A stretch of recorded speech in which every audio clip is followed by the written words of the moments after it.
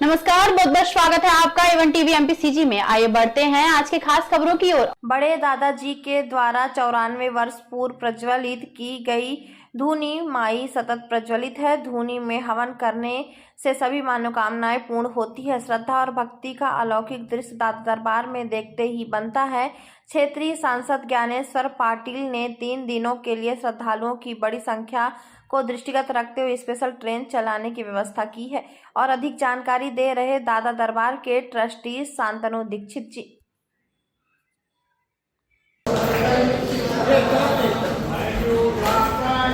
दादा दरबार के ट्रस्टी श्री शांतनु दीक्षित जी, हमारे कार्यक्रम में आपका बहुत बहुत स्वागत है। भाई साहब, अभी गुरु पूर्णिमा पर्व मनाने की तैयारियां चल रही है।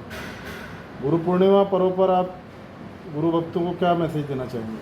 सभी गुरु भक्तों को, दर्शनार्थियों को और तमाम इस देश के नागरिकों को मैं ट्रस्ट की ओर से जय श्रीदाई करता हूं। और उन सब के लिए यही मैसेज है कि वैसे तो वो जितने भी दर्शनार्थी और दूर दराज से सुदूर गांवों से जो लोग आते हैं, बहुत अनुशासित तरीके से आते हैं। वे प्रतिवर्ष जैसे आते हैं, इस वर्ष भी आए। और ट्रस्ट ने पहले से और अच्छी व्यवस्था करी है उनके रहने की, प्रसादी की और आने जाने की। इसलिए हम सभी दर्शनार्थियों से निवेदन करते हैं कि वे स्व अनुशासित होकर आएँ और प्रभु के दादाजी महाराज के दर्शन करें। दादाजी के बारे में कुछ प्रकार जानिए। आप क्या जानना चाहते हैं? दादाजी जो बड़े दादाजी महाराज, जिनको हम केशवानंद जी महाराज धूनी वाले दादाजी कहते हैं, आपने यहाँ पर जो है 1930 में दादाजी यहाँ खंडवा में आए और कुछ ही दिन यहाँ रुके। उसके बाद वो यहाँ से जब जा रहे थे तो यहाँ पे जो आज पार्वतीबाई धर्मशाला है, उनकी जो सेठानी यहाँ उस धर्मशाला की शिलान्यास करने आई हुई थी। तो उन्होंने दाई से निवेदन किया कि दादाजी आप एक दिन और रुक जाएं, कल इस जगह का, इस धर्मशाला का शिलान्यास होगा और उस भंडारे में आप यदि उपस्थित रहेंगे तो बड़ी कृपा होगी। तो दादाजी ने सेठानी जी की बात मानी और यहाँ पे रुके। और ये ईश्वर की कृपा है, ये दादाजी महाराज की कृपा है कि उसके बाद दादाजी यहीं पर चीर निंद्रा में आराम करने के लिए रुक गए। और आज हम सब लोगों के बीच में एक समाधि के रूप में दादाजी दर्शन दे रहे हैं। 1930 तक यहाँ पर दादाजी के साथ छोटे दादाजी चलते थे, साथ में रहते थे, सब दादाजी उनकी सेवा करते थे। तो जब छोटे दादाजी, बड़े दादाजी महाराज ने समाधि ली, उसके बाद इस आश्रम का जो संचालन है छोटे दादाजी ने अपने हाथ में लिया। और छोटे दादाजी ने ही यहाँ पे सब नियम और सेवा कार्य, पूजा कार्य और जितना भी यहाँ पर कार्य हो रहा है वो छोटे दादाजी के द्वारा निर्देशित है।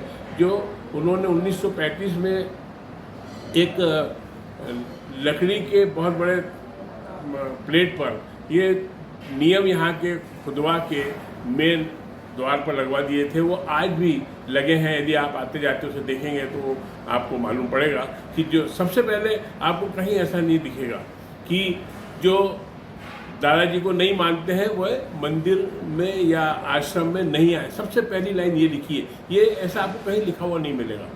तो ये जो जगह है ये दादाजी महाराज का, केशवानंद जी महाराज का, धूनी वाले दादाजी का धाम है।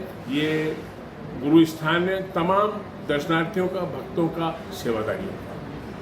दादाजी दरबार ट्रस्ट जिसके आप ट्रस्टी हैं, उसका आने वाले समय के लिए, जबकि दादाजी का जो ये ट्रस्ट है, धाम है, ये विश्व प्रसिद्ध हो चुका है, पूरा विश्व यहाँ पर आता है दर्शन के लिए। तो ट्रस्ट की आगे आने वाले समय की कोई विशेष कार्य योजना? आप यहाँ पहले कितनी बार आए मुझे मालूम नहीं है, परंतु उत्तरोत्तर प्रतिवर्ष ट्रस्ट जो है जो भी आवश्यक व्यवस्थाएं होती हैं उनको बढ़ा रही है। जैसे पहले हमारे पास बहुत कम जगह थी दर्शनार्थियों को रुकवाने के लिए। अब वहाँ पर बहुत बड़ा भक्त निवास है, बहुत बड़े बड़े हॉल हैं। तो एक वो जो दर्शनार्थी आते हैं उनको रुकवाने की व्यवस्था है। उसके अलावा प्रसादी की व्यवस्था निरंतर हम चालू करी हुई है। यहाँ प्रसादी लेते हैं हम, उसमें और प्रगति कर रहे हैं कि जो लोग बाहर से आते हैं उनको कैसे अच्छे से अच्छा यहाँ भोजन मिले और वे अच्छे से अच्छा यहाँ बिना किसी रुकावट के, बिना किसी निर्विघ्न के दर्शन प्राप्त करें। हम कोशिश कर रहे हैं कि अच्छे से अच्छा यहाँ पर व्यवस्था है, और जैसा कि आपने बोला ये विश्व प्रसिद्ध होते जा रहा है, तो आने वाले समय में हम सेवाएं भी विश्व प्रसिद्ध देंगे। ये हम संकल्प के साथ आपके इस माध्यम से आम नागरिक को, दर्शनार्थियों को, सेवादारियों को बताना चाहते हैं कि ट्रस्ट निरंतर उस कार्य में लगा हुआ है, और प्रभु दाई महाराज के आशीर्वाद से हम विश्व प्रसिद्ध सेवाएं इस आश्रम के माध्यम से दर्शनार्थियों को, नागरिकों को, सेवादारियों को देंगे। महत्वपूर्ण जानकारी देने के लिए आपका बहुत बहुत धन्यवाद।